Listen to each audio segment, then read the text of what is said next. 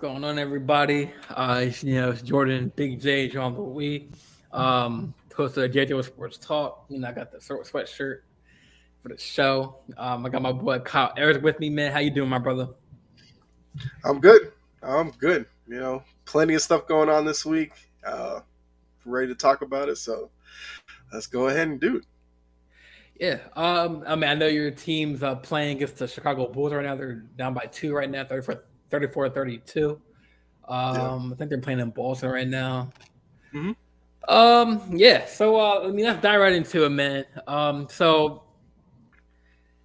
uh, Without sugarcoating things, the news has broken out that Kyrie, first of all, Steve Nash is not the head coach anymore.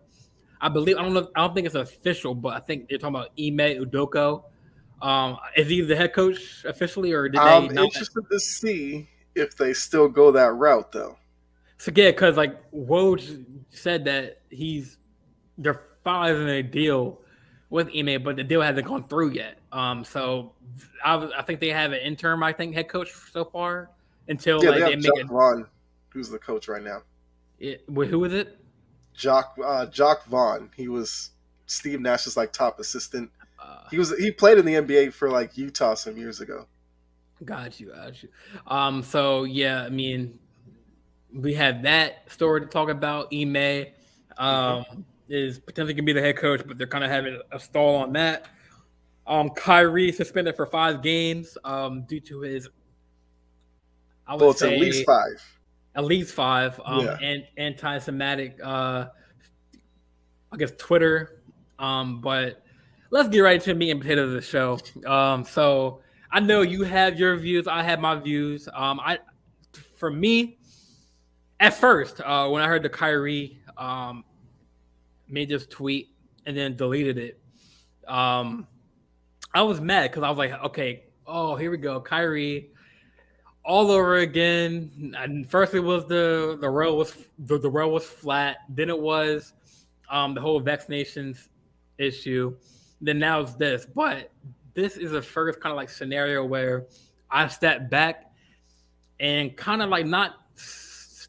I mean, I guess I am defending him in this case because I don't think that Kyrie should apologize. Obviously, he didn't say anything bad towards the Jews. He didn't say to that community. He didn't call them names. He he has come out in the press and said that he supports the Jewish community. Obviously, he didn't mean to.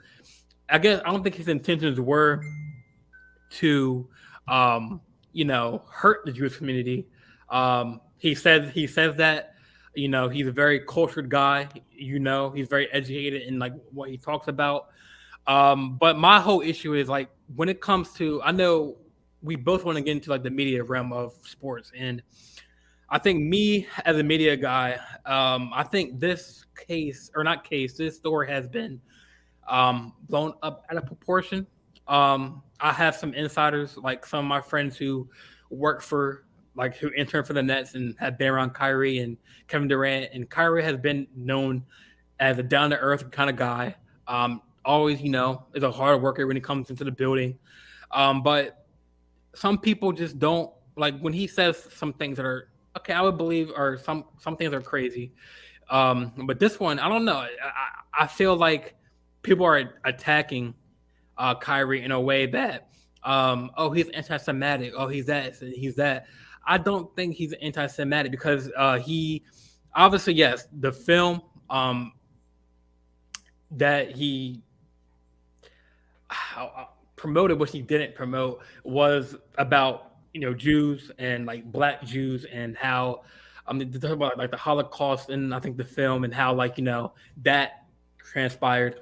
But obviously um I feel like he was forced to apologize from the NBA standpoint. I kind of flash it back to the whole LeBron James shut up and dribble drive or shut up and dribble movement where obviously LeBron has a voice, Kyrie has a voice. Some things Kyrie might say that are left field for some people, but personally I do want to watch the film myself and so I can see where Kyrie's coming from. Like you said prior to the show starting, you said that Kyrie, I think he wanted to highlight one specific aspect of the movie where they're talking about black aesthetic Jews, but he didn't come out and say that.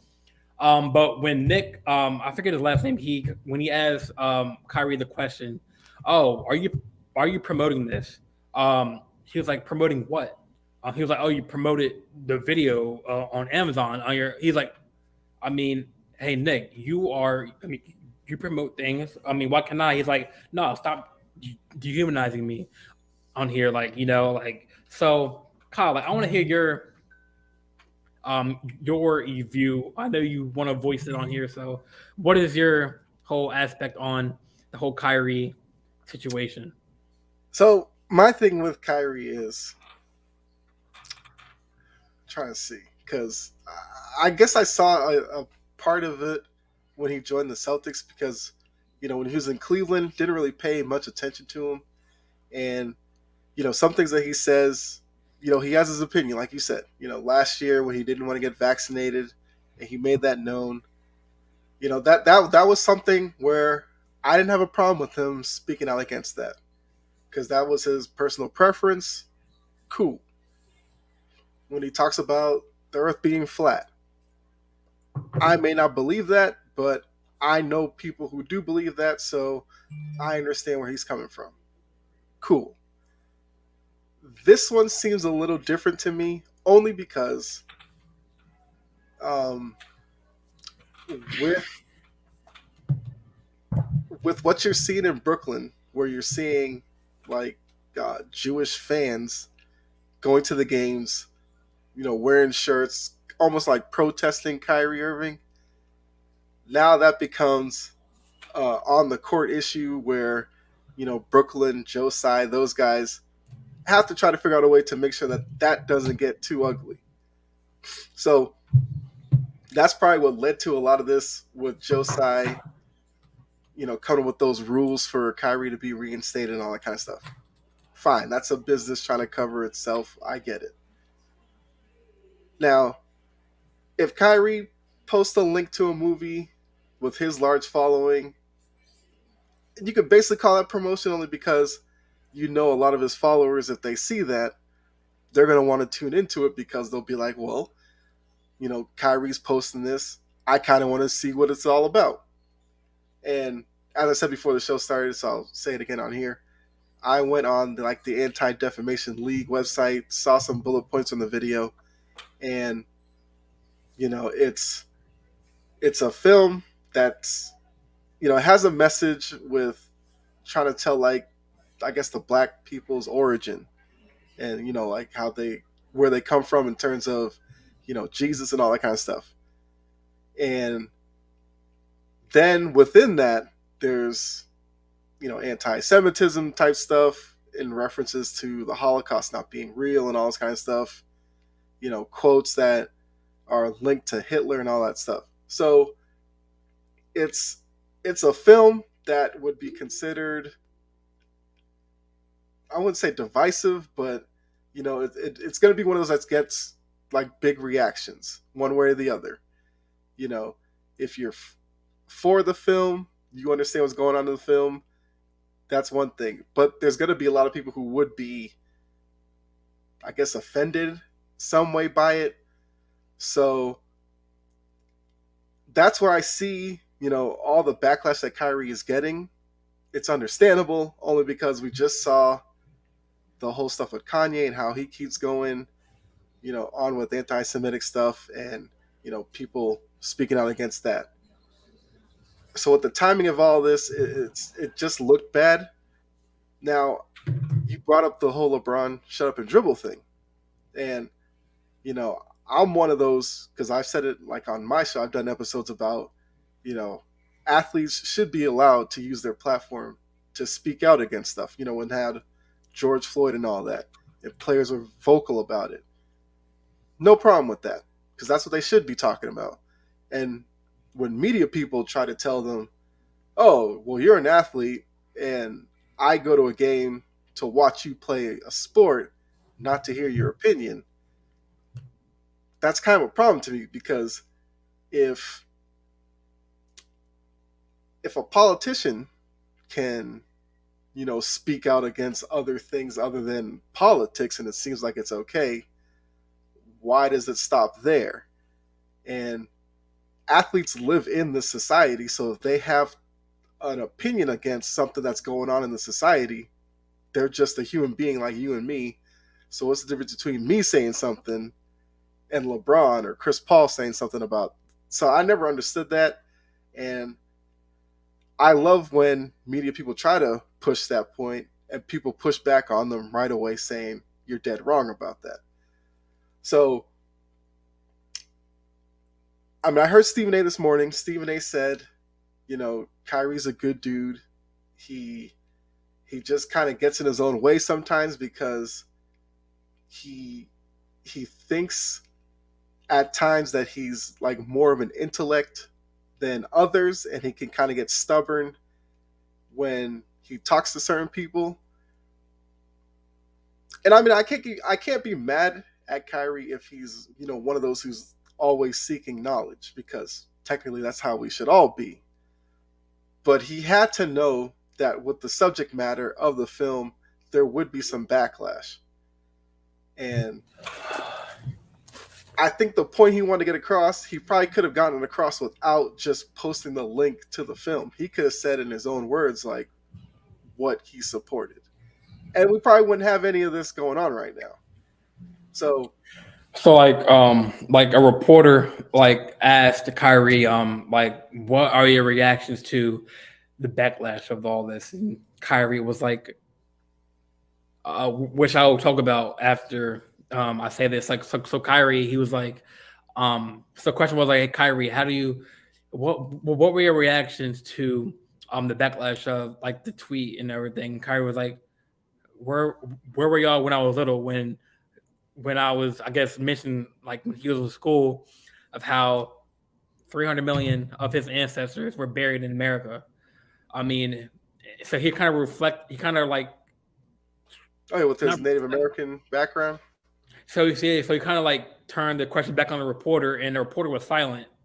Yeah. He's like, he's kind of basically saying that like, he's proud of, I mean, I guess our culture, African American culture, because Hmm. we've gone through so much. Yeah. And obviously, Jews have gone through a lot because of the Holocaust, and and he gets that. But he was saying how like, where were y'all when I was in school, when we were taught, where we were slightly talked and informed about how we were treated and how we buried 300 million of our ancestors onto American soil, and nobody like has of his platform. I guess LeBron had brought it up, but like have brought it up. And but when he posts a tweet about a film that he, I guess, watched, and it hurts one part of the community, it's a problem. Which, okay, yes, like I said, the Holocaust was slavery and the Holocaust were two of the most horrific, tragic, instances of not just a national history but global. Yeah. You know, and I think Kyrie understands that, but I Well, I guess mean, his, he understands that the film makes it that the Holocaust is being, you know, what's the word? see, that's why I gotta. Over, like, almost like they're saying like the numbers to the Holocaust are being inflated to make it seem worse than it actually was. Right, and that's where I had to like watch the film myself to get like that aspect of it. I watched the film, but just speaking of like Kyrie and like how he's like being. I mean, I've watched videos on Twitter and Instagram, and like he's being bullied by the media. Like he's here to answer basketball questions. That's why he kind of avoided that question from Nick. Like, oh, like, are you anti-Semitic? I mean, he didn't just come out and say no or yes. Like he was like, no, like I'm only here to um like answer basketball questions. Once Like, again, that's at the but then, convenience of Kyrie, but then because again, I've seen him do things, and I've seen him when he's on teams that are struggling. They ask him basketball questions, and he says he's about more than basketball. But then they ask him about stuff outside of basketball, and now he's only about basketball. I mean, I So that's think what I say. He brings a lot of this on himself. I mean, he does, but I mean, I feel like it's the same. I mean, even though it's totally different, aspects of it's the same way as the Colin Kaepernick thing. He didn't. He knelt down for not because he hated not because he didn't like he loves America, right? Hmm. Colin knelt for oppression, Yeah. freedom and justice for all. And people were mad that they didn't see that side of the spectrum where oh he's not American, he's un-American, he's kneeling because it's our right to hold our hand over our heart, which Hmm. we are, that's the norm, right? Hmm. But when somebody of that stature does that, he even got approved from a veteran to do it before he even did it. You Yeah, but know, that thing but was used on a political level that I'm sure Colin did not see that coming. And I can fully agree with him on that one because when he first did it, I maybe it was naive of me to think that I thought it was just gonna be something that he was gonna do. Players were gonna follow him, and people would be like, "Oh, okay, whatever." But then when politics inserted itself into Colin's message and then warped it in a way to benefit their political party, then Colin's message got lost in all of that, and it spread like a wildfire, and Kaepernick couldn't really contain it anymore. So that's a little different. Um, that was, yeah, because like you said, the people who really understood it, they got what Kaepernick was trying to do. exactly, But it was like divided. Like okay, it was like 50% agree with him. Because I watched the documentary. I'm not sure if you watched it. Kaepernick in America. It was like the whole thing. It's like I think it's on Amazon Prime. I mhm. watched it at my school. The director came to the school and like of that film, and like it was like divided, like 50% or half the population of the nation agreed with Colin Kaepernick. It was basically split along Yeah, party lines. You could basically tell Democrat, Republican, kind of which side of the argument you were going to land on, pretty much. yeah. I mean, it's just like yeah. I mean, but like I guess at the end of the day, I mean, at the end of the day, Kyrie, I mean, he is a person, he is a man.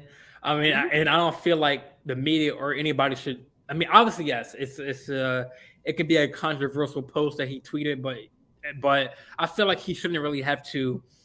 I mean, if he wants to stick on it, on his views, everyone's entitled to their own opinion. I mean, but the way that kind of Freddie like kicked me off was comparing it to Miles Leonard, because Leonard, yes, he deserved what he got because obviously, yeah, maybe he wasn't okay. I'm assuming that maybe he wasn't aware of what the word meant, but I'm pretty sure if he was on Xbox and saying if he was pissed when he said that word, which I'm not going to say on live because it's basically saying the N word to Jewish people, Hmm. but Kyrie didn't come out and say, "Oh, forget the Jews. I hate the Jews. Oh, y'all are dirty." And he didn't say all that. He just, I guess my point was like he wanted, like I said in the group chat, he wanted to, and maybe for people who haven't watched the film or maybe who want to watch the film, he put it out there, and like we both said, like he had that platform where obviously he has more followers than all of us combined. 20 million, 50 million. Well, we're, of course, everything he's gonna post, even LeBron James, any athlete who has that like big figure, whatever post is going to be sensed as promotional.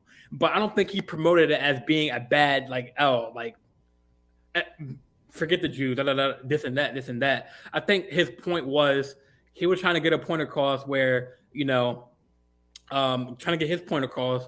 But I guess my issue is why aren't people turning their hatred towards Jeff Bezos and Amazon if they knew? I'm not sure who is in charge of Amazon Prime, like their department, like their who to put on videos, but if Amazon knew that this movie was anti-Semitic or had information that wasn't really correct, why post it on Amazon for people to watch?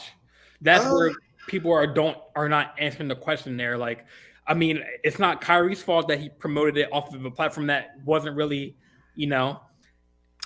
I don't think that matters, really. You don't think it matters? Because technically, to Because me, that'd be like it's like they, if I went to a library right, and I all right. walked by a book and I saw the title of a book and I knew that if I took that book, I'd probably read some things that I wouldn't like. It might offend me. Right. I have two choices.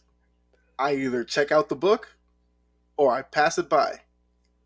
So the library having the book available, it's only because it was produced. And if you want to see it or read it, it's right there for you. Yeah, I think that's why he posted the tweet. I guess maybe just for that, like it's like a book out there. I think it was a book and a movie. I think I heard that was It's a film that's done as an adaptation of a book. Of a book, yeah. So I mean, yeah, like what you just said. Like I feel like he kind of put it out there for people to see or don't not want to see. But I feel like the people who haven't seen it. I mean, like me, I haven't seen it yet. I want to see it. But I feel like people who don't really have or are educated about why Kyrie posted it.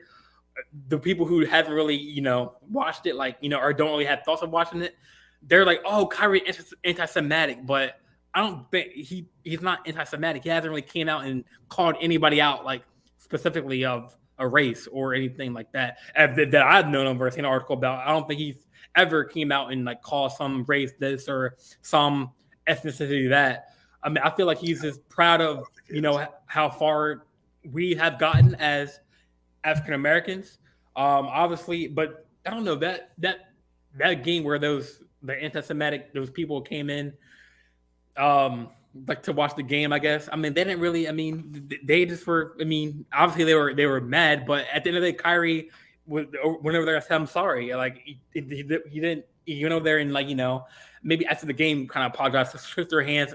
I think. But I saw like a video where they came up to him and Kyrie was like, "I'm sorry, like I didn't mean to offend y'all," which he really didn't. It's like the same thing. Like if but if the subject matter of the film, like if he anti-Semitic stuff, like if he posted like the just hypothetically, if he posted the film about Dahmer, right? Jeffrey Dahmer, right, and had no context. He's not supporting Dahmer, right? He's getting people educated on the matter because that situation that was so messed up what Dahmer did. But say if he posted something about Dahmer and didn't have any context, not saying that he's not supporting him, but I think he's making it more like educational over like, hey, if you want to watch this film about Dahmer, watch it. If not, don't. You know what I'm saying? Like if you don't watch this, Hebrews to I think Hebrews to Negroes. That's what the movie is. Mm-hmm. If you want to watch that movie, watch it. If you do, then if you don't. And I feel like we are all getting fed into this thing where we are obviously he's getting paid to play ball. He's getting paid to play the game. But the only thing like Dylan said, maybe the timing was the only thing that I discredit Kyrie for is the timing, like you said, and the fact that maybe the way he kind of like went about it.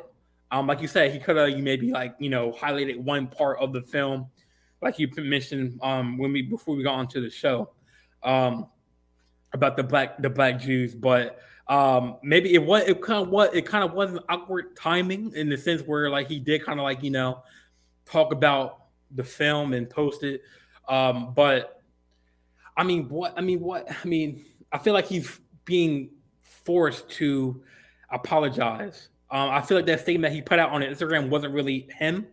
I think it was a PR team that kind of hey, Kyrie, in order for you to this is like how the NFL. Nobody's falling for that apology either. Because as I look into it more, I really see where Kyrie's coming from in some ways, being an African American, relating to that culture. But yeah, I don't think anyone's falling for that. It's just kind of like the NBA is how the NFL has protect the shield, right? The NBA has done a good job with African Americans, other cultures, speaking out against you had to end his cancer about the Turkish war going on and stuff. So the NBA has done a good job with giving players their voices and the platforms to speak up and compared to the NFL. But I just feel like I mean, I can read you you've probably seen it, but like the things that Kyrie has to do. I mean, public statement recognizing the film was anti-Semitic. That's the one thing. Apologies for supporting the film in falsehoods within. Training sessions on the dangers of hate speech, which I don't agree on because he didn't really hate. He didn't really have any hate speech. I mean, I don't think he said anything hateful film towards has a the lot of hate film, but it's not like he said it out of his mouth. Though. That's what I'm saying. Like he doesn't. It's not like Well, that's yes, what I'm it saying. does If have he the. just posted, that's where he gets in trouble. It's very simple to get around all of this. If Kyrie tweeted out, I checked out this film the other day and I found it interesting, though controversial or something, fine. But him just posting it and then kind of stepping away from it makes it look worse. And as Dylan said, on the back of the couple of week run that we've seen Kanye West go on, where he's just constantly, the minute he's in front of a camera and a microphone, just doubling down on his own opinions, I'll say, that have gotten him into a lot of trouble. And then almost when that seemed like it was kind of dying down, Kyrie comes out of the woodwork with this. And it'd be one thing if it was a movie that was just released and he posted it. I could probably give him the benefit of the doubt with that one. This movie came out 4 years ago. So either he was seeking it out or maybe somebody passed it on to him and he checked it out or whatever. But there's definitely a different way that he could have, I don't know, highlighted the movie without doing it the way that he did. And I think that's the big issue. And even with the list of things, I think that kind of goes to Joe Tsai, who, against Adam Silver's wishes, because Adam Silver wanted Joe Tsai to suspend Kyrie Irving way before today or yesterday. I think Joe Tsai wanted to give Kyrie a chance to, if you want to get educated, then let's get educated. Joe Tsai, I guess, he's working with the Anti-Defamation League in all of this. So if Kyrie was open to it, he could have gotten him in front of some Jewish leaders or whatever. Kyrie and them could talk it out. Fine. We're done with all this. But the fact that Kyrie stopped answering Joe Tsai's text and all that, that's what led Joe Tsai to actually suspending him eventually. So, I mean, I don't know if there was any good way for Kyrie Irving to come out of this. I don't know necessarily how much I don't say cares about it, but how much he may think he's actually wrong in all of this. I don't know. But I don't have an issue with the Nets suspending him. I don't have an issue with them coming up with some guidelines for him to be reinstated. I mean, but like, I do agree with what you're saying, but like, what's the point of having freedom of speech if you're just going to be shunned out? Like, that's my thing. Like, obviously, he has the freedom to post it. You know what I'm saying? He has the freedom to post it. But I'm saying it doesn't say anywhere that you can't get in trouble for freedom of speech. Yeah. I mean, you're free to say whatever you want. That doesn't mean you won't offend anybody. That's right. Where it's a little different. See, I've been on Twitter, Facebook, Instagram, and I've seen mixed views on this. Because I said, you can take it from any angle you want to. Just you can come at it from our side as being African Americans. You can come at it from different shots at it. But I mean, I don't know. That'd be any issue. Any issue you go online, you'll see 30 different viewpoints on it. That's just society. I think even in this, it's just that as African Americans, it's documented, the struggles that, people have gone through, going through, will continue to go through. And for the Jewish people, it's been documented as well, the same type of fight. So I don't know. Maybe that's probably maybe that's the biggest issue here is that the group that he chose to go at was the Jewish community, and maybe that's why it caused such a bigger uh, eruption of emotions, publicly. I mean, if he had posted something that was like anti-white, would it have gotten this big of a reaction? Like anti-American, white, whatever? Maybe not. But I don't know. That's probably an interesting question. Like, if it was another group, how big of a deal would it have been? I don't know. Only because Jewish and Black people, their histories are kind of seen as similar. Maybe that's why. I don't know. It's I don't know. It's just crazy to me So this is a because statement from Kyrie. He was like, I think it okay, was Thursday or the other day. I think it's Thursday. So he was like, I oppose all forms of hatred and oppression, and okay, stand strong with communities that are marginalized and impacted every day. I'm aware of this negative impact of my post towards the Jewish community, and I take responsibility. I do not believe everything said in the documentary as was true or reflects my morals or principles. I am a human being learn. I am a human being learning from all walks of life. Or I'm sorry, I'm a human being um, learning from all walks of life, and I intend to do hmm so with an open mind and a willingness to listen. So, for my family and we meant to no harm to any one group, race, or religion of people, and wish to only be a beacon of truth and light. Um, I mean, so the Adam Stover came out. He was like, Kyrie made it a reckless decision to post a link to a film containing deeply offensive anti-Semitic material. While we appreciate the fact that he agreed to work with Brooklyn Nets and the Anti-Defamation League, like you said, to combat anti-Semitism and other forms of discrimination, I am disappointed that he is not offered an unqualified apology. Um, uh, Apology and more specifically denounced the vile and harmful content contained in the film he chose to publicize. I'll be meeting with him, Kyrie, in person the next week to discuss the situation. Uh, hmm so, like he said, so when he met on Thursday with the media, I think after the whole Nick confrontation, they kind of talking about the press, but obviously in the news, he's not gonna, still a hot topic in the news. So he was yep, like, so I'm not here to compare anyone's atrocities or tragic events their families have dealt with generations of times. I mean, said, I'm just here to continue to expose things that our work continues to put in darkness. I mean, I'm a light. I'm a beacon of light. That's what I'm here to do. You asked me a question about basketball. I give you my expert opinion.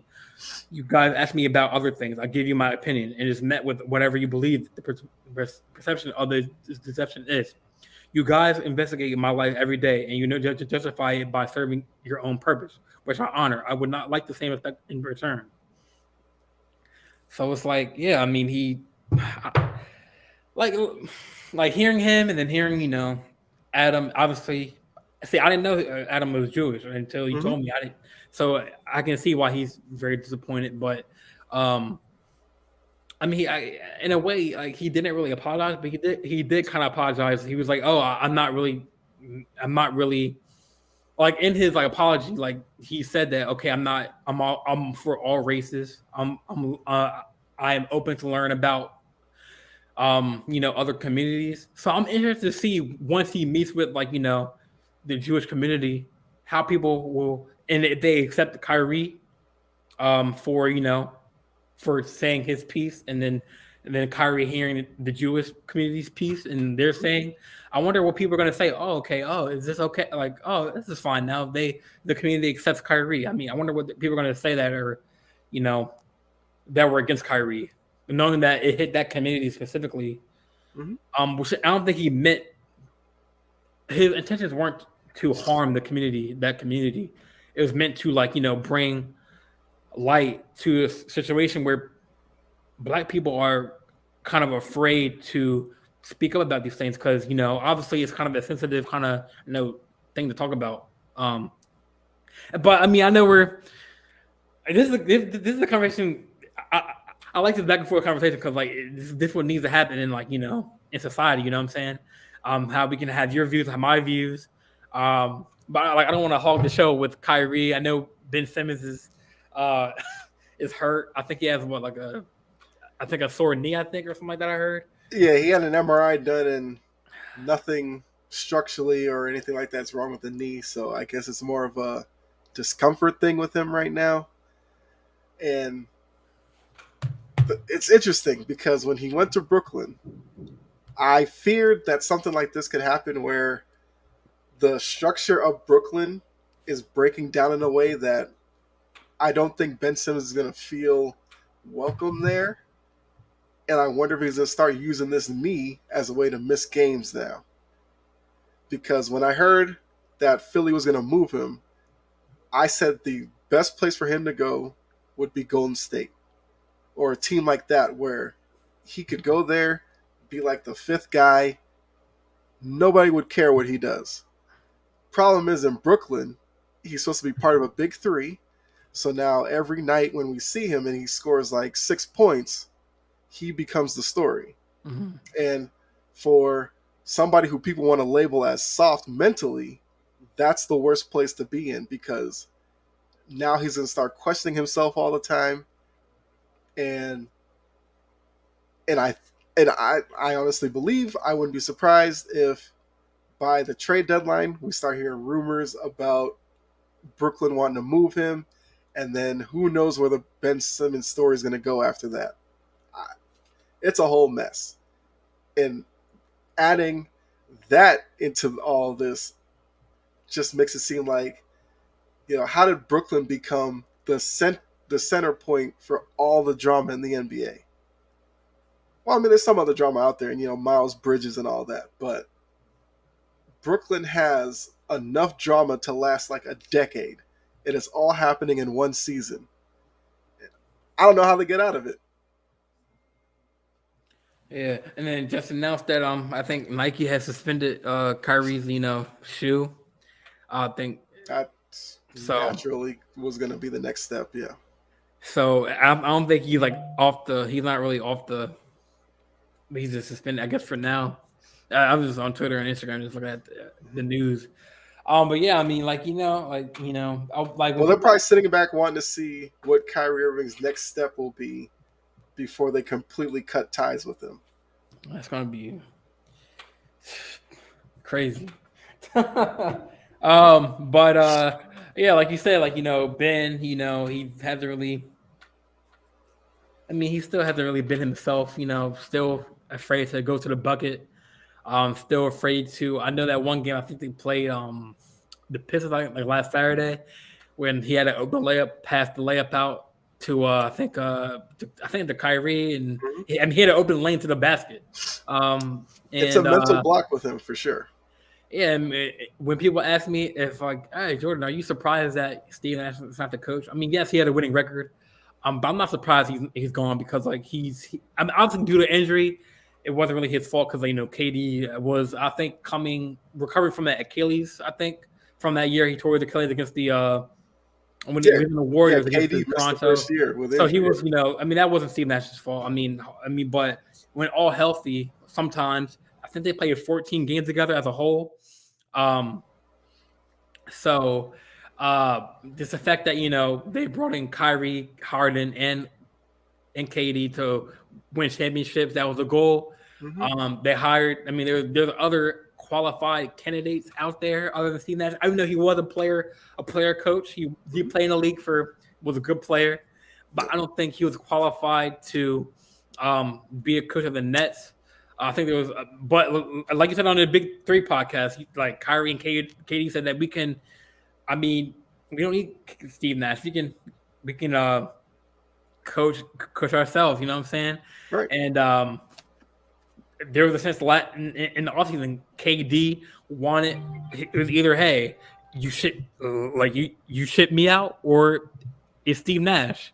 Yep. You know what I'm saying? KD didn't really want Steve Nash. I mean, to be there anymore. So I mean, but now they're potentially going to hire Ime Udoka as a new head coach, and he has more problems adding to the Kyrie, the Ben Simmons. I still want to see if they actually hire him now. Yeah, because I mean, it's interesting to see because he's not really. They haven't really said it's official yet, so they're saying that they're finalizing the deal, so they're Mhm. kind of like talking. I guess they want to see what happens with the whole. I mean, I'm like, are you still investigating him, Celtic wise? Are they still like internally investigating? Or is it over? No, the Celtics figured out what they needed to figure out. He would never coach there again anyway. Yeah, Um, they told but him if an opportunity arises, we are not going to hold you back. And it's I don't know. Brooklyn needs good press right now. they do. If they hire Ime, that's just more drama bringing into it. So you think as a Celtics fan, like that means even more bad press for the team as Yeah, good? Yeah, because if Brooklyn hires him, first question people are going to want to know is like, so did all the women employees agree to this? Did you ask them? What do they feel? Is Ime going to answer those questions? If they ask KD that question, is he going to answer it? No. If I were Brooklyn, I'd probably let Jacques Vaughn coach the season, let it play out, and then next year, if you have to clean house, whether that means, well, Kyrie's deal would be up, you let him go, you figure out what to do with Ben Simmons, you get a new coach then, and then you bring in a guy who doesn't have baggage with him. Can't have any of that because Brooklyn from this point forward needs to be drama free. Whatever it takes to get there, that's what you got to do. So whether that's hiring, I know everybody wants Mark Jackson. Sure, go with Mark Jackson. If you have to get, like who are the other coaches like on I'm the trying to think market? another Like high quality coaches like out there. Quinn Snyder. Quinn Snyder's out there. I mean, he's a good coach. I will say, um, he probably is the type where I don't know if he could handle multiple big time personalities, which is what we saw with Steve Nash. If Steve Nash was going to coach, he should coach a team like Oklahoma City. Yeah, A lot of young players, or like not a lot of Orlando expectations. or like Orlando Magic. Yeah. Then they got Boncaro. They have Jalen Yeah. Suggs, which they no, I'm sorry, they beat the Warriors by 1 point. Yeah, last night. Yeah. So yeah, I mean, I don't think Nash. I mean, I like Steve Nash. Nash was I mean, never don't get going to me wrong. survive in Brooklyn. He wasn't with KD's like ego, Kyrie's his antics, and Ben Simmons. I mean, they couldn't when they had Harden. They couldn't.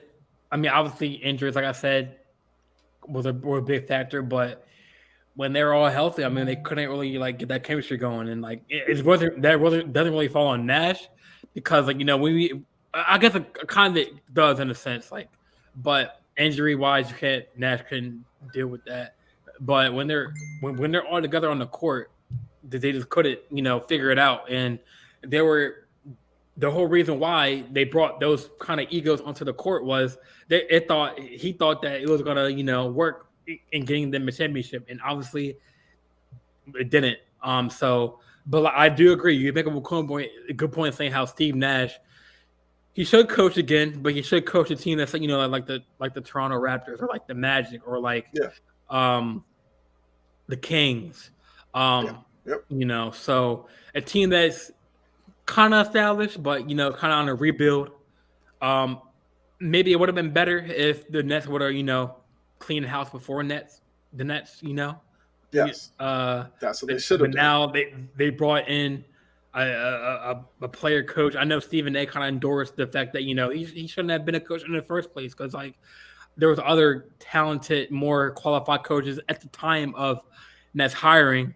Mm-hmm. Nets thought it was cute that Nets was a player back in the day. Yep. That I mean, obviously, yeah, he has that IQ of a player, but I mean, KD and Kyrie had the IQ of a player too. So I mean, they could coach a team as well. So obviously, Nash has been in the league for that. But yeah, I mean, I know Stephen A. said that, but I mean, I'm never against. I think he's more guy getting an opportunity. I think he was favoring at that time, I think he was favoring like the African American community, like of coaches. Like why would you hire a white guy like Nash over a Mark Jackson or over like a Monty Williams or over someone who's been coaching for several years. But they, like the Nets thought it was cute to hire Nash. It just didn't work out. So now he's out. Uh, they're 2-6. So I guess my next question, I guess, into the NBA is, like, what are the for you, like, what are the most like surprising teams that you've seen thus far, winning wise and losing wise? Uh, most surprising team probably would be like Utah, because Utah got rid of Gobert, got rid of Donovan Mitchell. Everybody thought, oh, they're clearly tanking, but they actually got some pieces in return that you can work with. So yeah, they probably would love to tank, but I I can appreciate their start to the season and how well they played. On the other side, huh, I mean, that's interesting only because I've never been a believer in Brooklyn working. I don't know if I thought it'd get this bad. Um, the Lakers, I mean, I've talked about how I don't like the fit of their roster, so it doesn't really surprise me that they struggled. Mm-hmm. I guess I'll say Brooklyn.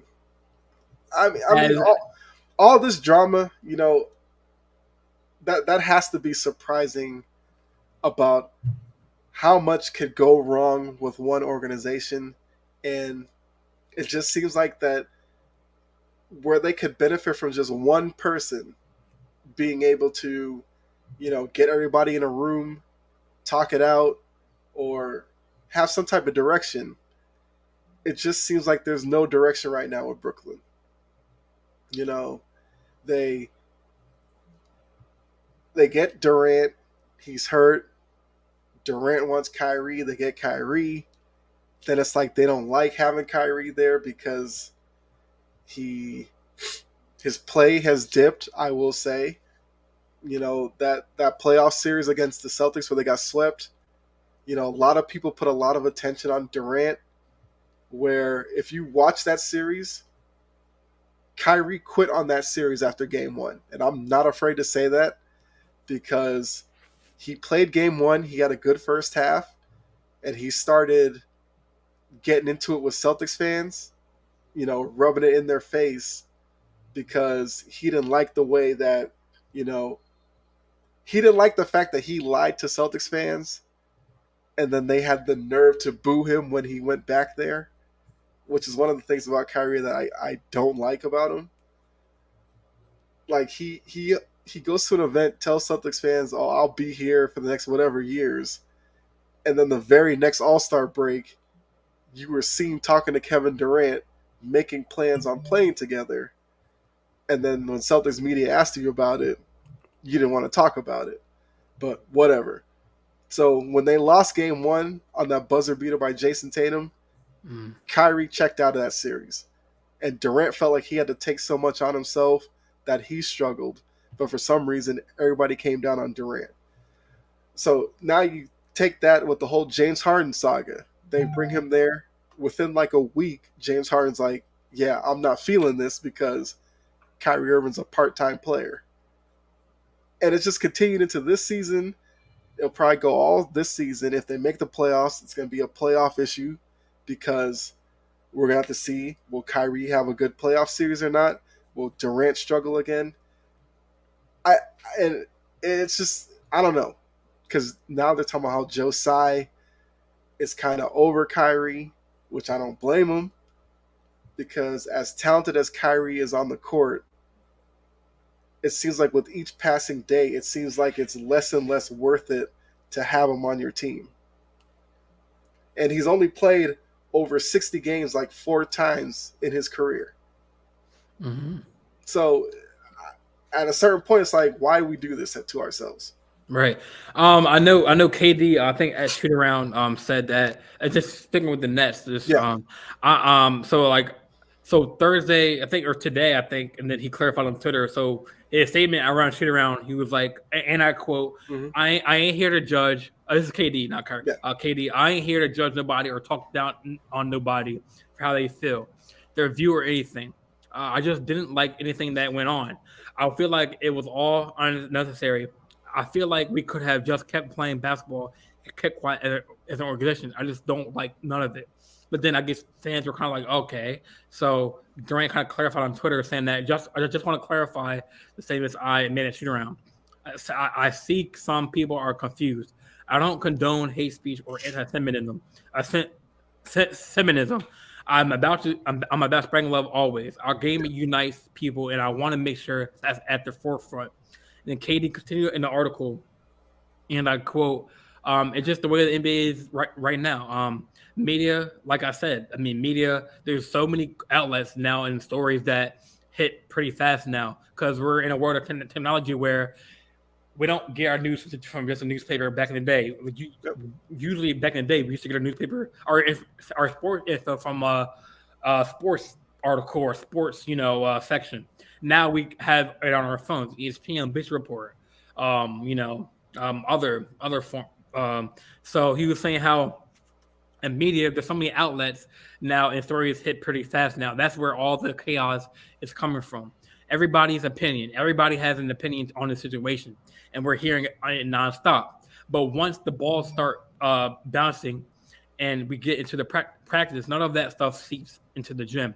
So that's the cool part about it being in the gym. But once you step out of the court, everybody's got the microphones out, microscopes looking at you, asking you what you feel about it. So that's been difficult. But the game is constant for us. So I mean, I can't even imagine how being a player in that organization, like playing basketball, playing these games, going on the road, traveling, playing ball, playing just focus on ball. Then on the court, it's all about basketball, but off the court, it's all this distraction about microphones in your face, this and that. How do you feel about Kyrie? KD, what's your sense on this? Oh, now we're gonna bring in Ime Udoka. How do you feel about him? With the Celtics, all this news coming in, like, oh, how do you feel about the Nets firing?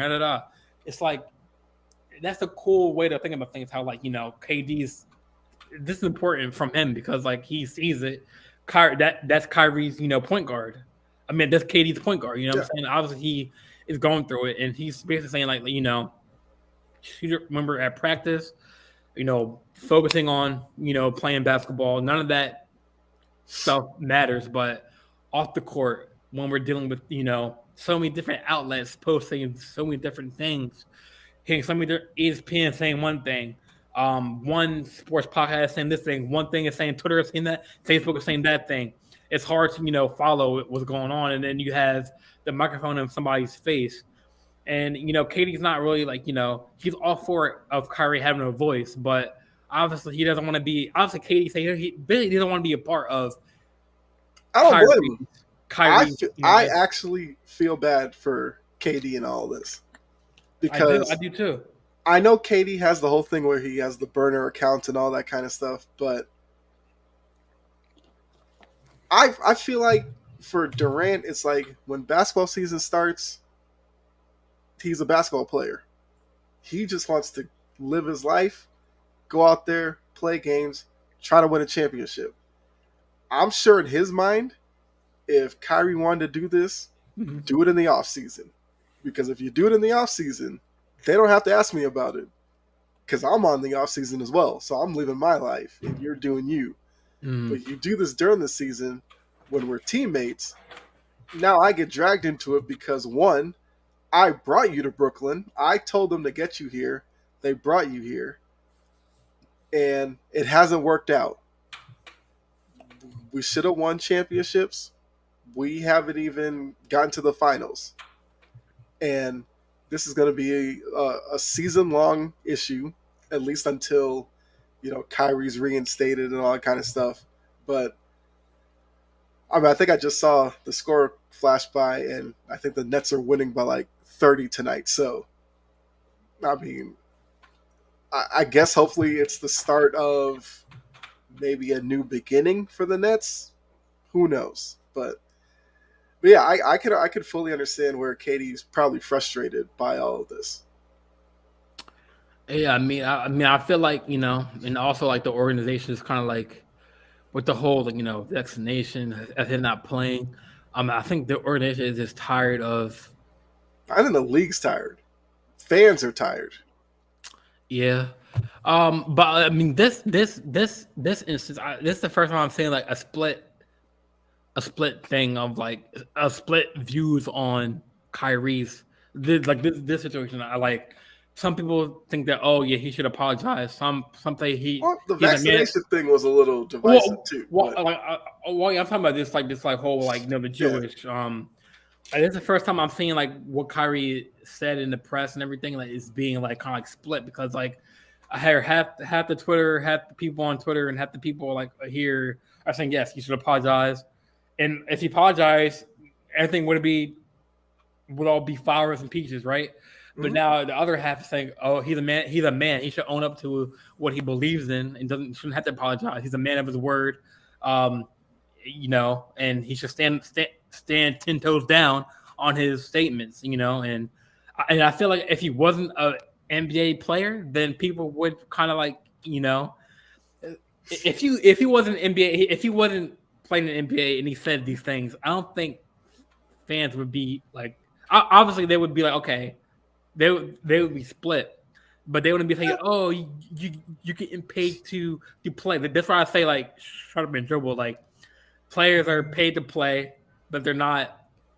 But they can't speak and stay 10 toes down on their opinions. So I mean, but then again, at the end of the day, he is suspended for at least 5 games. He has to go through talking to Jewish communities, talking to Jewish leaders. I mean, I feel like Hopefully he's open to that because it seems like I feel like he is he open to wants it. knowledge and there'll be a chance for him to reach out and gain a new perspective. But I feel like he wants. I feel like he wants that. I mean, I feel like he's not a person that's like, oh no, I don't want to talk to these Jews people. No, he wants to talk. He wants to talk. Like that's not a problem. I don't think, and I don't think he meant to hurt that community. But people portray it since so many media outlets are covering this situation right now. They're portraying Kyrie as the villain, where like he hates this community and so on, and it's not the case. I mean, he has came out in the press and said that he's all for all races, all walks of life. He's up for learning about different things. He just felt that maybe even though it was an awkward timing of the post that maybe it was that time to come out, but it is kind of fishy how like the whole Kanye thing and then days after kind of like he made his statements, but I think Kanye's statements is, I mean, he said, well, I think last year, like 2019, he said like slavery was a choice. So I mean, come on now. It's like as a black person to say that struck me. That's my first. That was my first strike for Kanye right there off the bat. Trust me, I'm right there with you. Like Kyrie hasn't said that much to that extent, but I mean, you'd have to be downright like padded room crazy if you're gonna, say those same words as Kanye this day and age. So, right. I give Kyrie credit; he hasn't gone that far, yes. But I mean, I still can't believe he said that those years ago. Right. So I mean, I suppose the Lakers are on a 2-game win streak. I think they play tonight. Against who do they play tonight? I think they play. Let me look at the schedule. I think they play tonight. I think they do. They play the Jazz tonight. Okay. Which should be a good game. So Lakers are coming in hot. LA is actually a 4.5-point favorite in that game, so they're the underdog. So I mean, what I've seen in that game, Darvin Ham is kind of like had an experiment where he's using Russell off the bench. Which I've said from day one what they should have done with him, but and there are some cases where Westbrook has played with LeBron. I think late in the fourth and third. AD is carrying much of the load. AD is grabbing boards, getting dunks, blocking shots like as he should. but the hero of that game was Matt Ryan. Let's talk about Matt Ryan for a bit. I mean, I think he was a DoorDash Uber driver, worked for a cemetery. Um, Hmm. it was on the brink of not finding a job. Now he lands a spot in the NBA, and he probably makes one of the plays of the year. We'll see because it's still early in the season. But Yeah. I mean, that shot where he like flipped to the corner, hit that three to send it overtime. Hmm. Uh, he was the hero in that game, and they won in overtime. The Lakers. So this could give a little bit of motivation for the team. Now I do think that Miles Turner, Buddy Hill trade is on the table still, but I mean, hey, if Russell can, I think he got like 18 off the bench, like 9 rebounds. So I mean, there's spurts of plays where Russell is playing himself, Yep. but obviously, from the start, starting him wasn't really like you said, like you said several times on podcasts, Big Three podcast, this podcast. You said that you can't really have LeBron and AD or LeBron and Russell at the same time playing because Yep. they're both ball dominant players. Um, but yeah, I mean, for instances where I've seen Russell and LeBron play, especially the last game, I mean, they play well. I mean, Yeah. Russell defended the ball well. LeBron, they're good on the transition offensive fast breaks, getting out in the open field, and obviously, they gotta work on the shooting more. But I mean, if the Lakers are able to, I mean, I think what they're one of the top, like defending teams, right? Like on that side of the ball because I they do I think defend so. well. I think so. But on the other side of the ball, obviously the shooting is not that good, obviously. But if you can defend and like create plays from the defensive side, that can create offensive plays for your Hmm. team that works. Like so, what Will do you that see with number that? stay that way though? That's it. Yeah, that's the only thing. That's That's going to where be the issue that's because where I see that Miles Turner, maybe Buddy Hill trade still on the table. yeah. But we'll see how these first few games go with Russ off the bench because like the first 2 games, I mean, he was going off like 18 points here, 18 Hmm. points there, 9 rebounds here. I think he had like 6 assists in that game. So I mean, he's doing things that was he's meant to do. Yep. And I mean, and right now, I mean, for the Lakers, it's a decision where, if they were to make this trade, it would be like because Lakers are there in win now mode with LeBron still on the team. Yep. The Lakers know that LeBron, with age, his championship window is dwindling. Because there's other talented teams coming in to play, like the Grizzlies, the Mavs still at Doncic.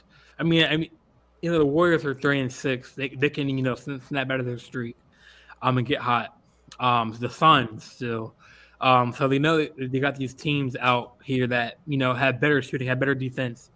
Um, but I mean, right now, I mean, a win streak is a win streak. We'll see if they can win one tonight against the Jazz. I mean, and like you said, the Jazz are they have Lauren Marketing, they have Conley. So I mean, but they traded their big man and Gobert. Who's their big man now? The Jazz. Um, I think it's like Jared Vanderbilt, Yeah. who's like 6'9". Um, I know he's on the team. Outside of that, I don't know who their other big men are. Well, That's what I'm saying. Markkanen's like 6. I think Markkanen's bigger than people probably think. I think he's like 6'10", 6'10". but he's more of a power forward. So, I mean, they play with a lot of energy because that's basically the only way they can win. And I've said teams like that will give the Lakers trouble because the Lakers are an older team. But where the Lakers should be able to, win this game It's is, in the paint. Yeah, That paint, I need that paint. AD should dominate the paint and they should be fine. But we'll have to see. Yeah, yeah, that's a good point. That's a good point. Let me see what other things we have for the NBA. Warriors are They're 3-6. They lost to the Magic. I mean, I wouldn't be worried about them. you're not worried? No. For them, it's just get to the playoffs at this point. There's no point in using a bunch of energy early in the season after a long season last year where they won a title. Yeah, just make it through. Like if they end up like 3-15. Yeah, I mean, I think people are kind of like overreacting. Oh, they're 3-6. Yeah, that's not they're overreacting. But all right, so we can transition to some MLB talk. I know the MLB World Series. So previews and recaps. I know Houston last night rallied to a no-hitter game against the Phillies in Game 5. So does this mean that Houston has wrapped this game up, or this series up, or do you think that Phillies have some fight in them? Because I think Verlander is the next pitcher on the mound. I think so. I mean, that's some powerful heat. I thought Verlander pitched. Didn't he pitch last night? Did he? Or let me see. Check the ESPN. He pitched last night. I think he got his first World Series win last night.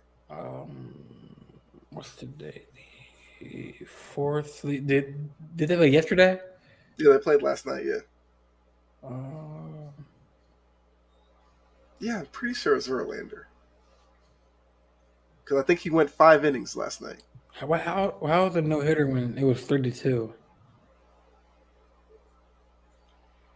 Yeah, I was thinking about that. I know the Phillies won the game before was at the 7-0 game, but I don't even feel like that was a no-hitter. Let me see there was something real quick. The Phillies had 9, or they had 6 hits in Game 5. Yeah. But they said it was a no-hitter. What? Oh man. Unless Verlander had 5 no-hit innings, but I don't even believe that's true. I'm trying to look.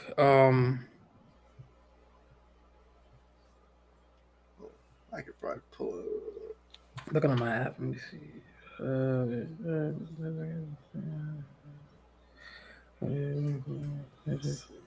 All passes, Game 5. I will say that the game last night was really good, though. Oh yeah, it was. That McCormick catch in center field against the fence was a big one. That's going to be one that's going to be remembered for years if the Astros finish it up. Oh, okay. It was game 4. That was the it was 5-0. It was 5-0. Yeah. Okay, so yeah, okay. So game 3 or game 4, series was tied 2-2.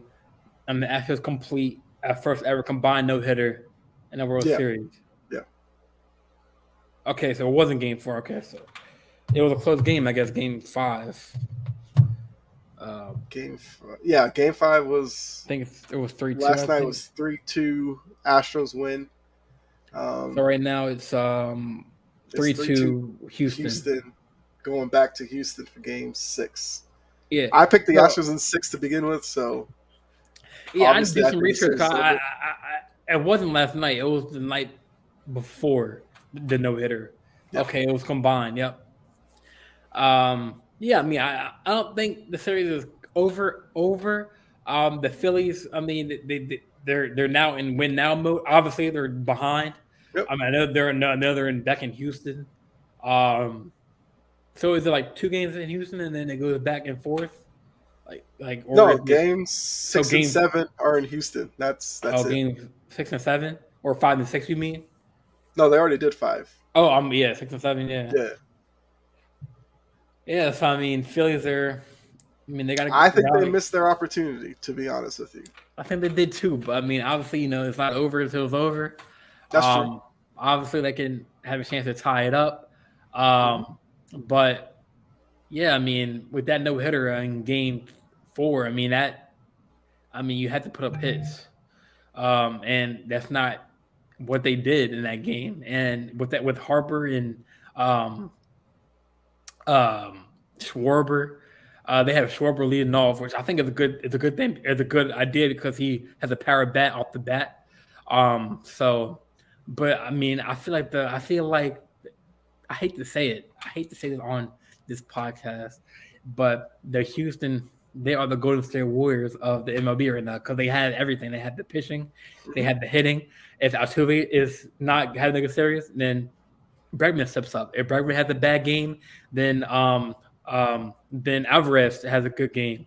If Alvarez has a bad game, then Last night Pena is the one that Pena had a good killed game. So I mean, like you said, Altuve doesn't really have to have a good series in order for them to win. I mean, they know how to hit, and then when you combine the hitting with the pitching, it's scary. I know there has to be some way that that Houston's cheating. I don't know. I don't want to say that. They probably have something in their headset or something like that. I don't know. No, but I think if they win it, they deserve it. Yeah. But a lot of Yankees fans like me are kind of have are pissed about the whole Houston scandal, but yeah, I mean they are the Warriors of the MLB right now. I mean they have everything going their way. And yeah, I mean they're clicking on all cylinders. So we'll see how they do. In the next two games.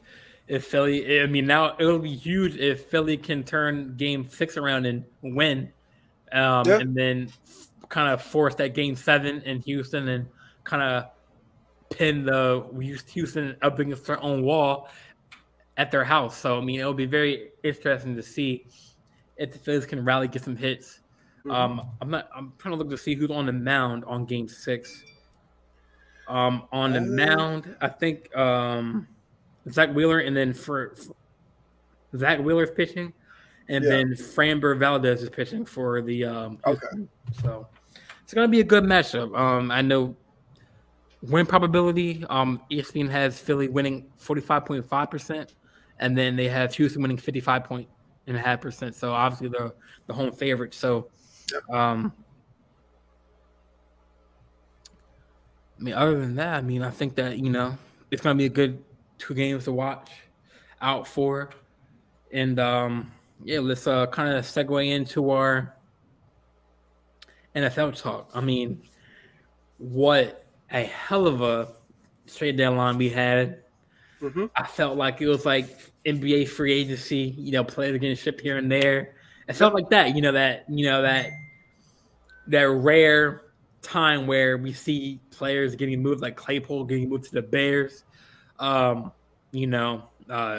before the deadline, McCaffrey got moved to San Francisco.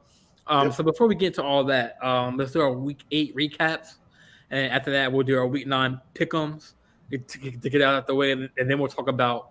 We'll end with talking about the trade deadline and everything. So the Week 8 recap. Go to the NFL section. Okay, so Week 8, we had the Ravens and Buccaneers on Thursday night.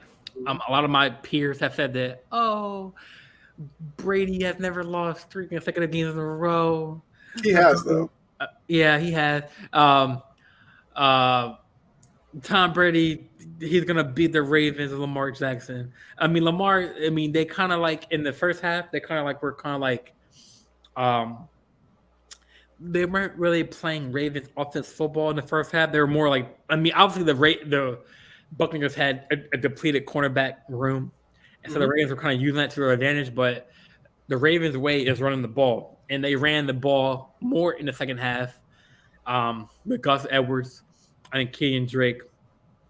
And Tom Brady, I mean, with Jason Pierre-Paul and Odafe and Patrick Queen, they rushed Tom Brady a couple of times. A couple of flags that were gone against them, like the Leonard Fournette false start, was kind of a setback. So yeah, I mean, Lamar ran like 40 yards. That play where he ran it, drew people out and ran out of bounds. Um, I think Lamar had. Let me go to the stats. So Lamar had 238 yards, two touchdowns, no interceptions, was sacked 3 times. Gus Edwards had 11 carries for 65 yards. Drake had 7 carries for 62 yards. Jackson had 9 carries for 43 yards, so he ran the ball really well. On the Buccaneers side, Tom Brady had 300 plus yards, one touchdown, three sacks. Fournette had 9 carries for 24 yards. I can't have it because it was Leonard Fournette. I mean, other than um, other than Rashard White, he is that the running back corpse that Tom Brady relies on. So he only had 9 carries for 24 yards, but he did have one touchdown. Robert or Rashad White had 4 carries for 19 yards. So other overall, like the running was um bad. Evans had 6 receiving yards or 6 yards or 6 receiving for 123 yards. Godwin had 60 receiving for 75 yards. Fournette had 3 yards for 34 yards, or 3 receiving for 34 yards. And down there, it's just I don't know, like I feel like the Buccaneers deserve to lose this game because they really didn't play well. Um, so I mean, you have any thoughts on that game? I mean, I thought the Ravens were going to win it, and I I kind of want to see where the Bucks go now that we've understood the whole Tom Brady off the field stuff. You know, getting the divorce and all that. What do we see from Tom Brady now? Because past couple of weeks he's looked like a guy who is like a broken man who you could tell whatever was leading to the divorce was like legitimately weighing on him. I'm Right, not right. saying Oh no, I I'm not know. saying anything for the field, but it's like he Yeah. just looked like he wasn't having fun just being Tom Brady. Right, right. So now with that part being settled, which is never a good thing to go through a divorce or anything like that, Yeah, right. does he now channel more of himself into the team and try to fix whatever's wrong with them? Kind of, if this is his last season, ride it out the best he can, or does he just completely drop off the deep end and the struggles continue? I fully think that they're going to win the division. I'm not going to put my faith in a 4-4 Falcons team to win that division. So I'm not going to count them out. It's just that what we're seeing from a Tom Brady team is something we haven't seen in a while. Now, the only thing I'll say is the last time Brady went through a 3-game losing streak, I think was 0-2 with the Patriots, and they ended up winning the Super Bowl that year. They figured it out, and they got through it. So that can't happen here because Tampa Bay has the talent to do it. It's just that will they put it together or not is what we'll have to see. I mean, And the I feel Ravens like did play well. yeah. They're strictly a running football team. I mean, if that's what you're good at, go ahead and do it. If it ain't broke, don't fix it, right? My only question is, if they get in the playoffs against the team Buffalo, Kansas City, and it turns into a shootout, how does that running centric offense translate? That's my only thing. I mean, we were. I mean, when we played the Bills, I mean, we were up. I mean, That's we true. ran the ball against them, but then again, we lost the lead. But I mean, people forget that we were running the ball. I mean, uh, with Von Miller on the opposite side. Yep. So yeah, I definitely get what you're saying. Where how long can that running? I mean, obviously, you need to put the ball in the air against the Bills. Get them on their feet. Mm-hmm. But and we'll get into that too because like Bateman's out for the year now. Yep. I'm kind of mad that they didn't. I mean, I know that we got Deshaun Jackson. But obviously they said that at practice he's been. Lamar has said that, and John Harbaugh has said that Jackson has looked good. He doesn't look like he's been playing like he's 35. So we'll see how. I think he's gonna make his debut on Monday Night Football. Okay. I think I heard that because Bateman's out, but if the Ravens, the only question is, I mean, I guess we'll talk about that when we get to free agency. But I guess my question is like, if the Ravens knew that Bateman was going to be out because he did have that surgery on his frantic foot injury Mm-hmm. or surgery, if the Ravens knew he was going to be out, why not trade for a wide receiver? I know DJ Moore was in the talks. Brandon Cook was in there. You could I've have got heard Brandon Cooks for a second round pick. I've heard rumors that we could get Odell Beckham because he wants to go to a contender, but obviously he's with he's tied with the Rams, Bills. I've heard the Ravens were one of the teams on the list, Mm-hmm. but then again he has to get healthy because I mean that'd be a waste of a pick for any team if he has because when he got back from the injury, he played in the Super Bowl. He had a couple good plays. He had some really good plays. Mm-hmm. Scored some touchdowns, but I'm afraid that if we sign him, he's gonna get hurt. You know Yep. what I'm saying? Because like he's not really like trustworthy when it comes to like that aspect of his playing game. Mm-hmm. Obviously injuries suck, but I mean obviously yeah, if he's healthy, like maybe 95% healthy. I mean obviously I would take even 80%, 85%. I would take Odell Beckham, but but like you said, when it comes to the playoff time, because obviously Ravens could have a chance to get to the playoffs because our remaining schedule, we played teams that are below 500. On other than the Bengals, the last game of the season. Yep. So I know we have the Saints on Monday night. Then we have our bye week, which is well needed rest. Then we have the Broncos, Panthers, Falcons, Jaguars, I believe.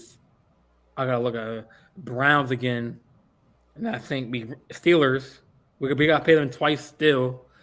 They have their issues, and then Yep. the Browns, and then I think they get Watson back week 13 or week 11. So that's in a couple Week weeks 13. actually. Week Because they get 13, them the week after their bye their against bye the week, Texans. Yeah. right? And then we play the Bengals to wrap up the season. So, I mean, we do have a higher chance to get into the playoffs. So yeah, you're right. But like when it comes to like the Bills have a pass centric offense where they can throw it deep to Gabe Davis. They can throw it Mm-hmm. deep to Stephon Diggs. Now the only I mean with Bateman out, I know the question is are they going to rely on Duvernay more? Is Jackson going to be their number one receiver, or is he going to be pushing number two to the slot? I think we got Porsche. I mean, that's really all the receivers I mean, Andrews, I think he's hurt still, or he's coming Yeah. back, I think. So, I mean, but Leakley has stepped up in the tight end room. I know we have Gus Edwards. I know we're getting Marcus Williams back later in the season, our top cornerback. I mean, Ojabo's, Bowser's back. So, I mean, we're getting some key pieces back on the side of the ball. So, yeah, I mean, we'll definitely dive into the free or the trade deadline talk. But like for week 8, so I guess the Sunday night game that was the Bills and Packers, correct?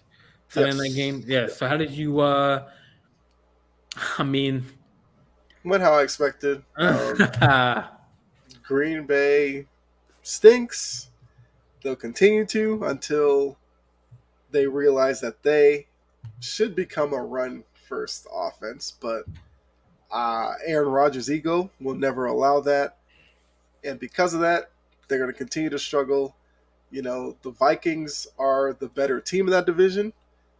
The only thing working in the Packers' favor is that we've seen the Vikings go through a good stretch, but then Kirk Cousins becomes Kirk Cousins and they lose a couple of games that they shouldn't.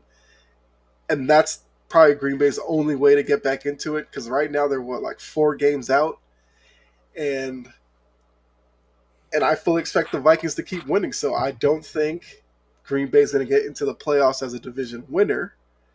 And as a wild card team, You know, you have the Seahawks, the 49ers. Those two teams will probably get in. One division winner, one not.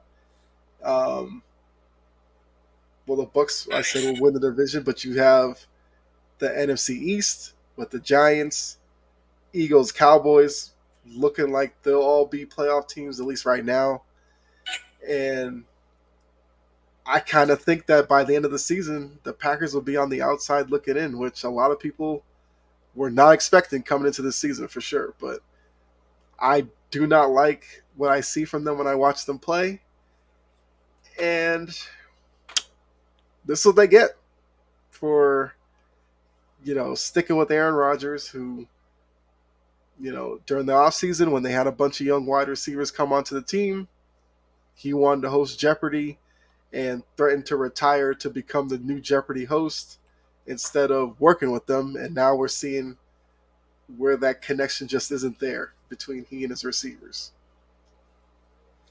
Yeah, I mean, like that game, he Aaron Rodgers wasn't looking like himself. He was getting sacked. That's how that's Aaron Rodgers this year. Yeah, he Yeah, looked this just year, like yeah. how he's looked all season. Right, and the Bills obviously are the more scarier teams in the NFL. Yep. Because I think, like I said before, like Josh Allen is playing with a chip on his shoulder. He's playing hungry. And I like that beef between Stephon Diggs and Jair Alexander. Yep. That I mean, how they were chirping at each other pregame. As I mean, Diggs owned him that game. I mean, he couldn't stop him Yeah. that game. So I mean, and he was all he didn't own nothing. No, but obviously Stephon Diggs got the W. He got the L. Yeah, so that game was kind of I knew the Bills were going to win that game. Speaking of, so the Monday night game, obviously the Bengals beat the Browns. Yep. We don't really go much into detail about this game, 32-13. Yeah. Myles Garrett, just as Vecna from Stranger Things on Halloween. He posted that I think at his house he had like I'm not sure if you watched the show Stranger Things. Yeah. They had the Vecna with the Joe Burrows getting hypnotized. He hypnotized him in that game. Was in his face all game. And I knew I mean, I hate the Bengals to win that game because they're behind us in the standings. But I mean, it's kind of a toss up, or not toss up, but more like a guaranteed win for them. Mm-hmm. So I mean, let's talk about your Patriots, man. They beat the Jets. Yeah, it was an interesting game because Zach Wilson continues to struggle against New England. He threw some ridiculous interceptions, but the Patriots do still have some questions to answer, only because their offense just isn't clicking right now. I do think it's something that they can figure out. They have to figure out a way to get Mac Jones' confidence back up. He looks like a guy who at times will drop back and constantly survey the field. He'll go one way, go back that way, and that gets him in trouble. Last year, what made him so effective as a quarterback was he would drop back, he'd make one read, get rid of the ball.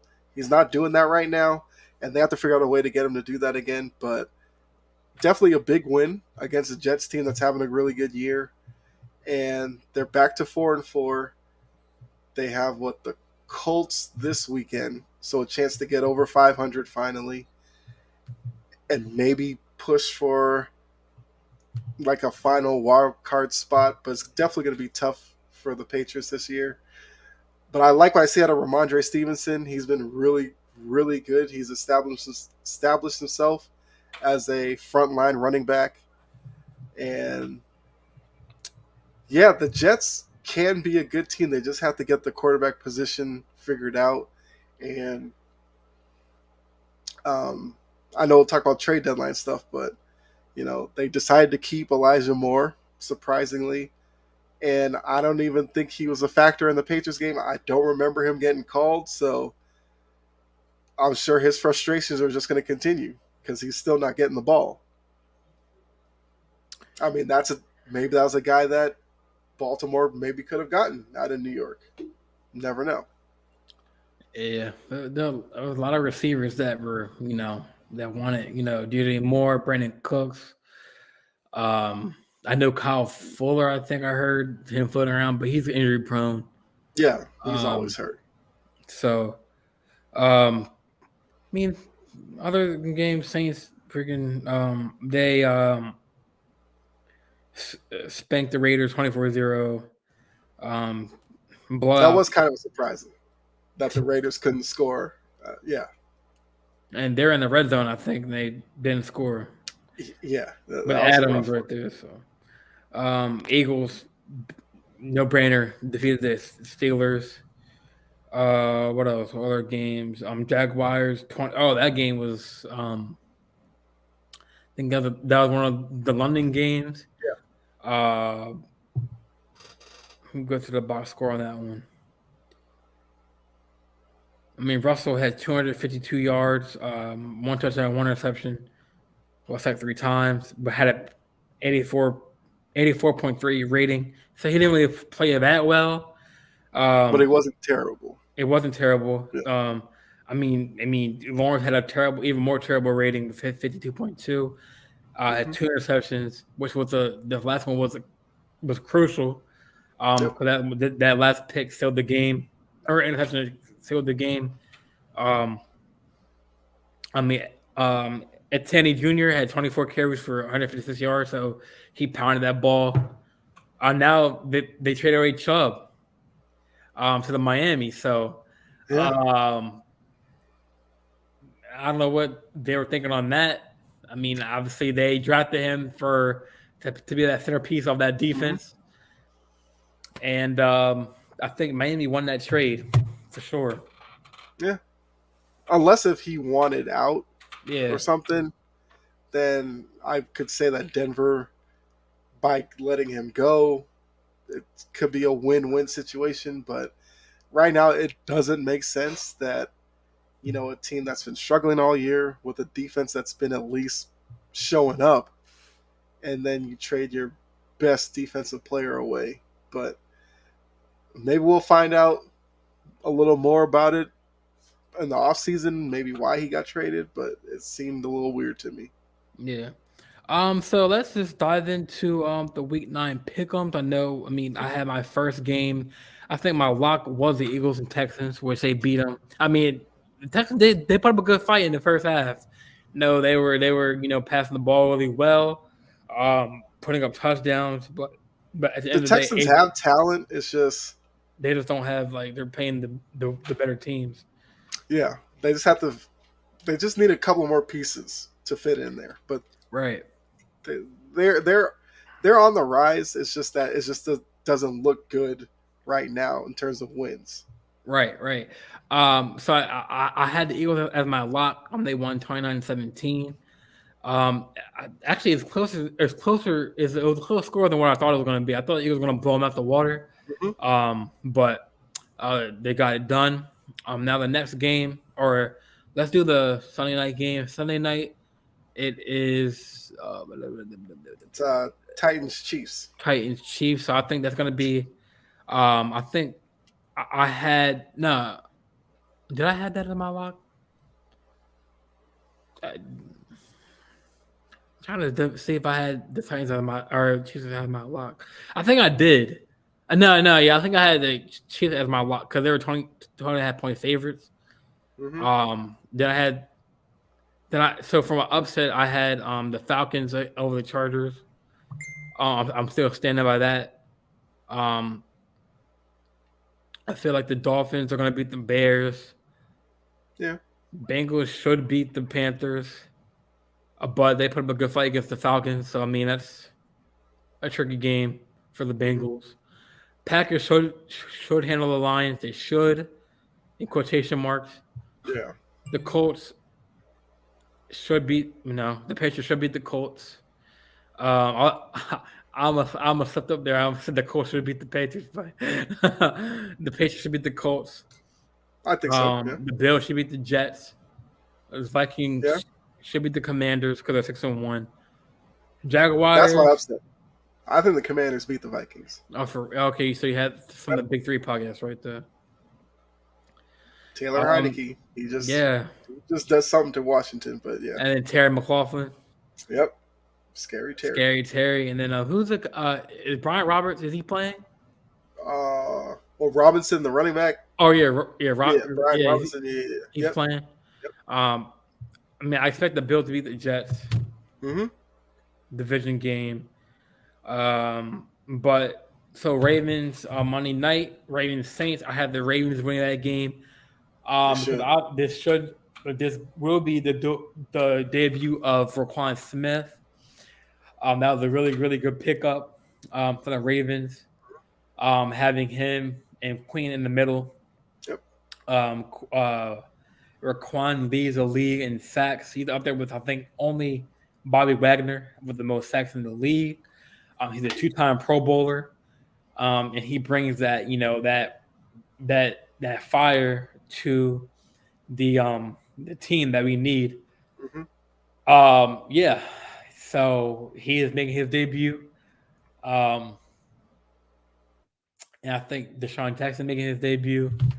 Yeah. So I do have the Ravens beating the Saints because Andy Dalton's at quarterback.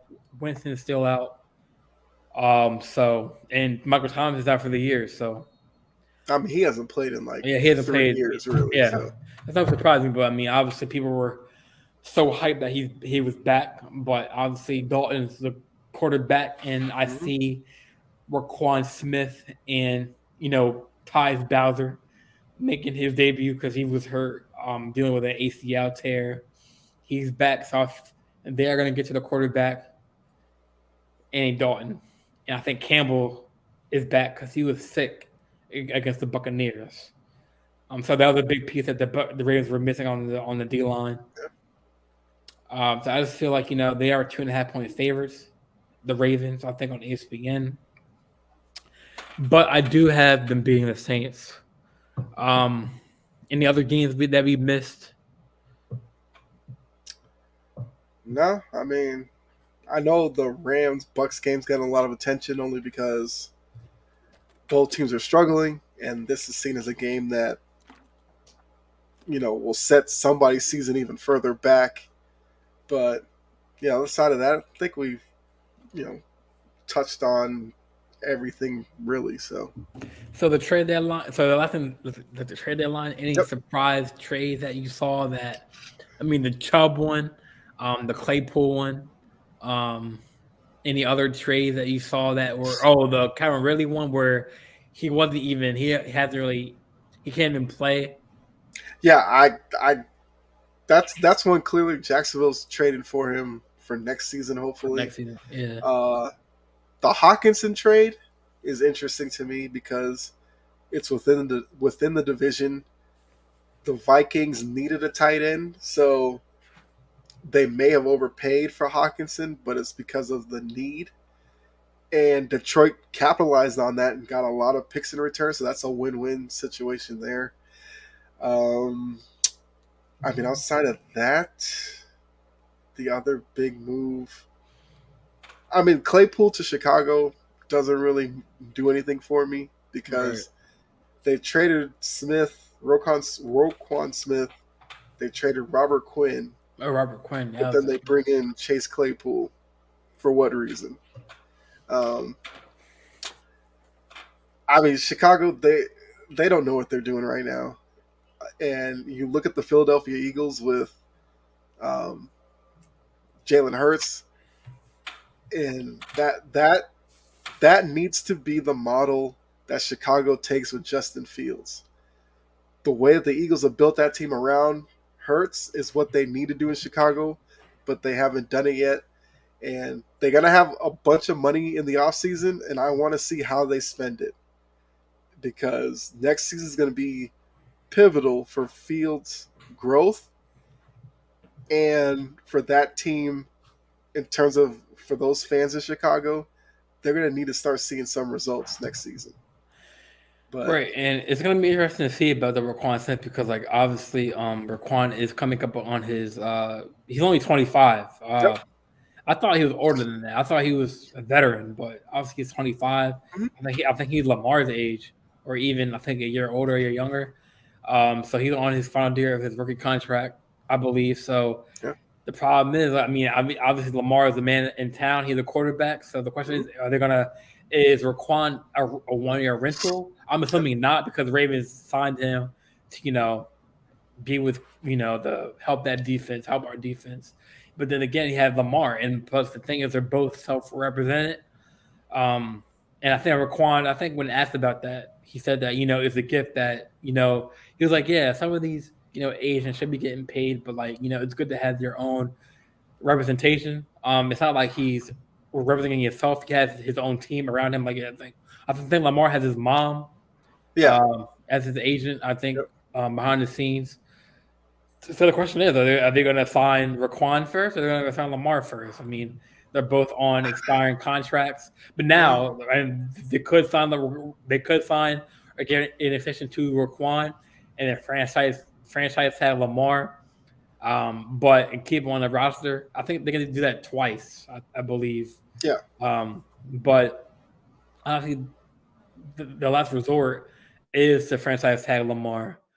But that's a big question to the offseason. Like, what will they do first? Will they sign Raquan? Because I'm assuming the Ravens don't want John Harbaugh, EGC, Eric DaCosta. They just don't want to bring Raquan in for 1 year and or have the season. They want to, deal with that defense with Marcus Williams and now Raquan and now Ojabo's in the play now. They're drafted that from Michigan. Hmm. Biles are back in the play. Queen, Peters, Humphreys. I mean, they want to. So I don't think it's a 1 year rental. I think we're obviously he hasn't played for as a Raven yet. He'll play on Monday, so we'll see how he fits. But he plays like a Raven. Like watching his highlights, he doesn't play like a Bear. He plays like a Raven. Right, like Well, I mean, yeah, the Bears are known for linebackers, like Earl so Acker and he everything. fit in that city. It's just that they, for some reason, decided to trade him, even though they have a bunch of free money, so they could re-sign him, Right. but they chose to trade him. I Maybe don't he get just it.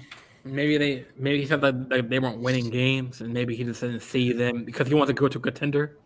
Yeah, And the Ravens bring that, yeah, I don't blame him if he wanted to leave, because Chicago is one of the. I mean, going right now, they're probably one of the worst run franchises in the NFL. Besides, the Lions. well, a lot of people say Washington only because of Dan Snyder, who thankfully looks like he's selling the team finally, which so glad he's doing that. Which Oh then yeah. with him with that whole holding it over the owners like I got dirt on you guys. What was the point of saying that if you're just going to sell the team anyway?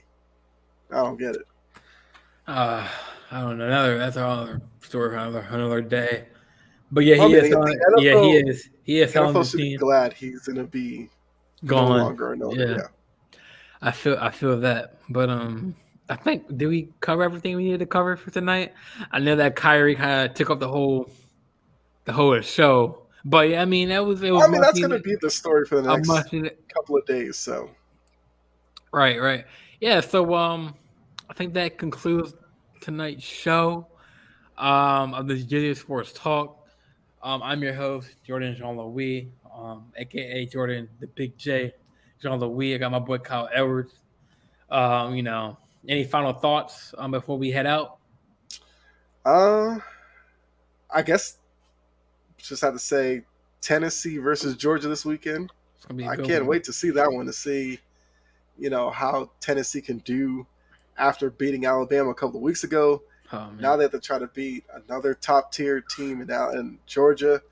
That's gonna be tough. If they pull that off, they will be a lock for the playoff. And their quarterback, what's his name, like Hendon Hooker, will probably become a name that will shoot up draft boards in terms of the NFL. And I think it's a great opportunity to get Tennessee football back on the map because they've been floundering near the bottom of the SEC for so many years now. I can't believe the Tennessee beat us, man. After that whack field goal, like it went this way, headed this Yeah. way. Well, the SEC But needed this though because every year it's Alabama, Georgia, Alabama, Georgia. There was never a number 3 team that you could say was actually top tier. right, Now you're right, getting it this year. So yeah. I guess my final thoughts is we're kind of in the thick of the NFL season. yep. Basically, teams are having their bye week, so it's kind of like that means that we're getting towards the second half of the season. Mm-hmm. NBA is still fresh and early. I know college basketball starts I think next week. I think Duke plays their first game. I think next week. I Some think teams have already started. or started. Yeah, I think. Yeah, it's like some of the smaller Is it schools are is actually it playing is now. it actual games or like preseason? I think it's actual games. I Actual think. games. So yeah, we're gonna be talking about that in a couple of Yep. weeks, like college basketball, football's about to end. We've got a couple more games left in the season of college football. Like Kyle said, Tennessee has kind of shaken up the whole AP polls. Yeah. With them upsetting Alabama. Yeah, you're right. That game is going to be crucial. Georgia, and Tennessee. It's going to be a much-watched game. And yeah, I mean, we're kind of like in the bulk and thick of sports. So, I mean, what a great time to be a sports fan, a Yeah. sports supporter.